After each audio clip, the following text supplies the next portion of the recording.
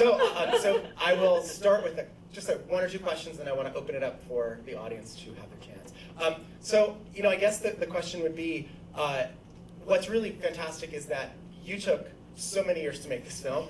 They took so many years making their careers as well, pursuing their career. So I guess, tell us a little bit of the background. How did you get involved? Where at what point? How did you know them? What was that all? What was the connection? Well, I have to thank my stepson, Jake Schrader, who's here in the audience. Where is he? There's Jake. Okay. We were trying to remember that moment, when Paul met John. We don't remember that moment. But at that time, he was. You saw him in the earlier footage, and he was very enthusiastic about them, and that just sort of pulled me in. I was just. Well, obviously, there's so much fun. Yes. Jacob was a friend of ours. Yes, a very good friend of ours. Kind of helped us with the shows and stuff. Right. We borrowed drums from him and stuff. Yeah. But I have to say, when I went to interview Jonathan Lethem, I said, full disclosure, I'm a 50s girl. I grew up on the Weavers. I don't know anything about this music. Right. But I just found them so engaging, and I like working with material that's just totally unpredictable. Yes. That I can't, as I said, can't control. And actually, the cinematographer Rick Von Cannell, who started in 1983 working with me, and I went back and found him.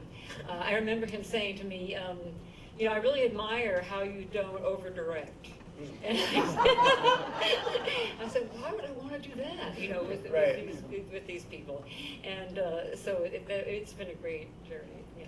And for Barney and for Mike, explain if you can. Sort of, you have this woman coming to you and saying, "Can I film you?" And then she comes back again after 5 years, and then she comes back again. What was going through your mind in terms of this project? What did you think this project was going to be? Well, when she first came back, I remember her filming us in '83, and then when she came back in '88, and we were still playing clubs and stuff. I remember my first thought, because I was a film fan, so I did 28 Up, which turned into whatever the latest one, 52 Up or 62 Up. And I just remember thinking, I don't know if I want to be in a movie like that. But I mean, the one thing I want to say though is I've seen the movie 3 times now, and I don't know if you've ever pulled out your home movies with a crowd full of people. It's every time I've seen it, it's actually makes me more self-conscious, but I like it more every time. So I think she made a wonderful film. She made 4 weird kids seem very interesting. I think she deserves a round of applause. Absolutely. Give it up! Mike, anything to add to that? No, Barney, same thing with me. When watching it, this is, I guess, the third, fourth time, and I was a little more squirmish, but also the rhythm of the movie, and also how you kind of go from just about a band to about life, loss, and all that stuff is really, it's just chock full of different things and different people, and it's just really nice. Excellent. I'm going to turn it over to you, and I'll. That was the first time Mike didn't have a microphone in his whole life. Okay. So, we should document that. Maybe Jared. Oh yes, please, Jared. Yeah, but he. Yeah. So what is it like to come into this process where you've got decades worth of material basically to work with? Well, this is the second film that Lucy and I have done that have had decades of material. So, it's kind of it was old hat. We were working on that film, and Lucy said, I've got this old 16mm film sitting in the closet. It's just decaying up there. Maybe we should take it down.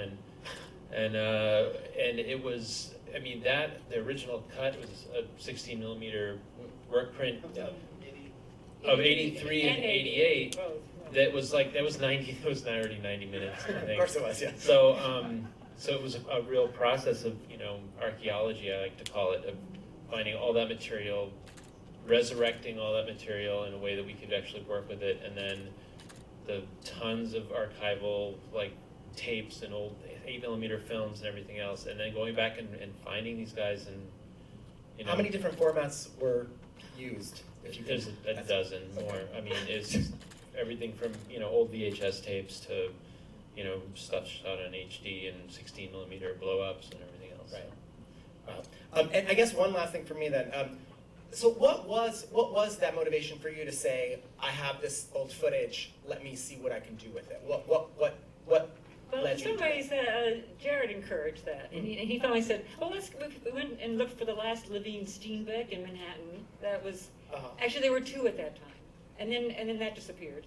And then I'll tell you, all you people, where you can find still a 16mm full editing studio, Millennium. Oh, yes, Millennium Millennium, has yeah. it, yeah. And your heart will just if you walk in there, the Steenbecks and that. So and then we started looking at it, and Jared said, because this is interesting. Yes. So that was really he was a big encouragement. But he recommended that you Yeah, well, call us again?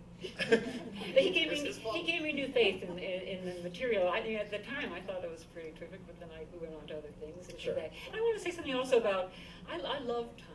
Obviously, time is so creative.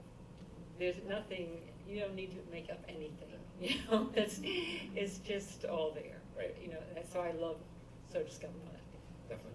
So that was a little fake out before, but now I will turn it over to you. Yeah. So any questions? Yes, right. I think I can't miss you right there. Well, thank you very much. This one is more for Mr. Shai, specifically for him, actually. Yes. Well, obviously, you had the highest voice of any of your brothers, and He still does. Sloan. But your talking Thank voice, you. Your talking voice is obviously so at odds with the way you sing and the way you write.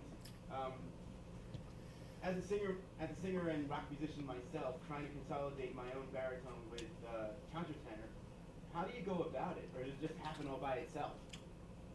It's a falsetto, and it's, I've got, I guess, a natural falsetto. I don't know what the internal makeup is, but I just was doing it when I was young, just like I was a kid actor, and I was just kind of waking up and acting, and I was a good actor, and I was waking up and singing, and I was a good singer. That's just how it is. I mean, it's and I can sort of shift to a falsetto pretty fast, and I think that too is a skill that varies from singer to singer. Thanks. The only thing I'll say is his brother is, and it's touched on in the film a bit, but even before Mike, kind of finally hit puberty and started writing songs, Mike was always a great singer. I mean, Dan and I sang too, but Mike was really, like, we all noticed, wow, and part of it was a little like, wow, our kid brother's like, he's like little Donny Osmond, like, we can make some money off of this, which didn't work out. But, I mean, to this day, Mike, I think good singers are, naturally gifted. None of us had any real musical training. We took guitar and piano lessons here and there, but, we were in a choir together as little kids, and maybe that helped, but I think, I don't have the pipes he has, so I think it's just kind of given by the universe. Right. Another question? And my answer was probably not helpful. I apologize. It's all good, Mike. Sorry, next question? Oh, yes, right here. SP. Yeah, no, thank you for coming. What I would have liked to have seen in the movie more is like, because I remember you telling me there were opportunities where like you opened for the Clash, you opened for Shaka Khan, and like the kind of impact that you had in the club scene as you were coming up with your brothers and stuff. So that's what I was just. Well, I mean, I'll sort of jump ahead here because I think Lucy wants to hint that there's a ton of stuff that's not even in the movie. Oh, And that, tons. in 5 years, who knows? No, I'm just kidding. Yeah. And the plan is, I mean, they used to be called DVD extras, but now it's just, We're gonna do when some impresario signs into a huge distribution deal, it'll Yeah. be on the website. Yeah. The one thing I noticed at the last screening, we had a very, punk history guy who basically said, you guys opened for the Clash, how come that's not in there? It actually is. If you see the beginning, Jonathan Letham's article that he's quoting from he's writing about us because he's really writing about the Clash, and we're the anecdote to his article about the Clash. We opened for them one night before she filmed us when the Clash played Bonds. There were any punk rock historians in the house.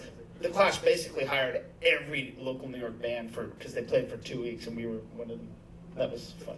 We thought that was going to be our break, but it wasn't. I mean, there is a lot of stuff that happened in the early part of the Miller and Sloan days that there's a lot of things that the film, as far as more details, that could have been covered.